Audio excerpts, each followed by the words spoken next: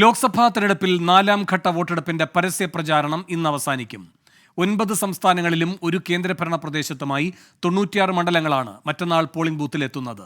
Samajwadi party അധ്യക്ഷൻ അഖിലേഷ് യാദവ്, തൃണമൂൽ കോൺഗ്രസ് നേതാവ് മഹുവ മൊയ്ത്ര ഉൾപ്പെടെയുള്ളവർ 4ാം ഘട്ടത്തിലാണ് ജനവിധി തേടുന്നത്. കേജ്രിവാളിന് ജാമ്യം ലഭിച്ച പശ്ചാത്തലത്തിൽ തെരഞ്ഞെടുപ്പ് പ്രചാരണത്തിൽ കൂടുതൽ ജാഗ്രത വേണം എന്ന വിലയിരുത്തലിലാണ് BJP ദേശീയ നേതൃത്വം. രാധാകൃഷ്ണൻ കൂടുതൽ വിവരങ്ങളുമായി ചേരുന്നു. രാധാകൃഷ്ണൻ, ഈ പരസ്യപ്രചാരണം അവസാനിക്കുന്നു. 4ാം ഘട്ട വോട്ടെടുപ്പ് നടക്കുന്ന മണ്ഡലങ്ങളിൽ കഴിഞ്ഞ തവണ ആർക്കായിരുന്നു പ്രാമാണികത? കൂടാതെ BJP പ്രചാരണത്തിന്റെ രീതി ഒരിക്കൽ കൂടി മാറ്റി പരീക്ഷിക്കുകയാണോ? തീർച്ചയായിട്ടുമാണ്. BJPയെ സംബന്ധിച്ച് അവരുടെ വിലയിരുത്തലിൽ ഇപ്പോൾ 2 കാര്യങ്ങളാണ് പ്രധാന പ്രശ്നം എന്ന രീതിയിൽ. ഇന്നലെ വരെയുള്ള ദിവസങ്ങളിൽ ഈ വോട്ടിംഗ് പെർസെൻറ്റേജ് കുറഞ്ഞതാണ് തിരിച്ചടി ഉണ്ടാക്കുന്ന വിധത്തിലേക്ക് എത്തിയിരിക്കുന്നു. അതുകൊണ്ട് ഇടപെടൽ വേണം എന്നതായിരുന്നെങ്കിൽ അരവിന്ദ് കെജ്രിവാൾ കൂടി പുറത്തു വന്നതോടുകൂടി ആ കാര്യവും ഒരു പ്രധാന വെല്ലുവിളി എന്ന രീതിയിൽ തന്നെ വിലയിരുത്തുന്നുണ്ട്.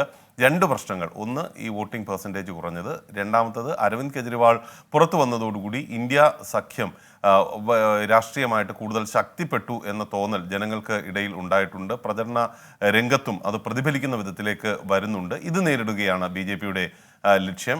ഇനി വരാൻ പോകുന്ന 4 മുതലുള്ള 7 ഘട്ടങ്ങൾ വരെയുള്ള സീറ്റുകൾ, അത് 283 സീറ്റുകളിൽ ഇതിനകം പൂർത്തിയായി കഴിഞ്ഞു. ബാക്കി 543 ഉള്ള സീറ്റുകളിലേക്ക് നടക്കുന്ന പോരാട്ടം അത് വളരെ ശക്തമായിട്ട് നേരിടുക എന്നതാണ് BJPയുടെ തന്ത്രം.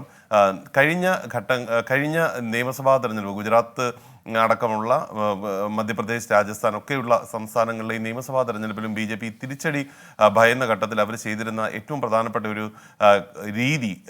പ്രചരണ രീതി വീടുകൾ കേന്ദ്രീകരിച്ച് പ്രധാന നേതാക്കന്മാർ അടക്കം എത്തിയിട്ട് നടത്തിയ ഒരു പ്രചരണ രീതിയായിരുന്നു. പക്ഷേ ഇത് ലോക്സഭാ തെരഞ്ഞെടുപ്പിൽ അവർക്കൊരു അമിത ആത്മവിശ്വാസം ആദ്യം മുതൽ തന്നെ കാണിച്ച BJP അതിന് മുതിർന്നില്ല. പകരം റോഡ് ഷോകളിലും റാലികളിലുമാണ് ശ്രദ്ധ കേന്ദ്രീകരിച്ചിരുന്നത്. ഇപ്പോൾ ആ തന്ത്രം വീണ്ടും മാറ്റാനായിട്ട് പോവുകയാണ്. എല്ലാ തെരഞ്ഞെടുപ്പ് നടക്കുന്ന ഇടങ്ങളിലും ഗൃഹസമ്പർക്ക പരിപാടികൾ അത് സജീവമാക്കാനാണ് തീരുമാനിച്ചിരിക്കുന്നത്. പ്രധാനപ്പെട്ട നേതാക്കന്മാരടക്കമുള്ളവർ എല്ലാ മേഖലകളിലും എത്തി ഇതിൻ്റെ ഭാഗമായിട്ട് പങ്കെടുക്കും. അത് ഫലം ചെയ്യും, ഗ്രൗണ്ടിൽ ഫലം ചെയ്യും എന്നാണ് ഇപ്പോൾ BJPയുടെ വിലയിരുത്തൽ. തെരഞ്ഞെടുപ്പിൻ്റെ പെർസെൻറ്റേജ് കൂട്ടുക. ഈ മണ്ഡലങ്ങളിൽ മറ്റന്നാൾ തെരഞ്ഞെടുപ്പ് നടക്കാൻ പോകുന്ന 96 മണ്ഡലങ്ങളിൽ ഈ ഏതാണ്ട് 70ഓളം BJPയുടെ പക്കൽ ഇരിക്കുന്ന മണ്ഡലങ്ങളാണ്. അതുകൊണ്ട് BJPയെ സംബന്ധിച്ച് അധികാരം നിലനിർത്താൻ വളരെ പ്രധാനപ്പെട്ട ഒരു ആവശ്യമായി ഇത് മാറിയിരിക്കുകയും ചെയ്യുന്നു. ശരി, രാധാകൃഷ്ണനാണ് വിശകലനവുമായി ചേർന്നത്.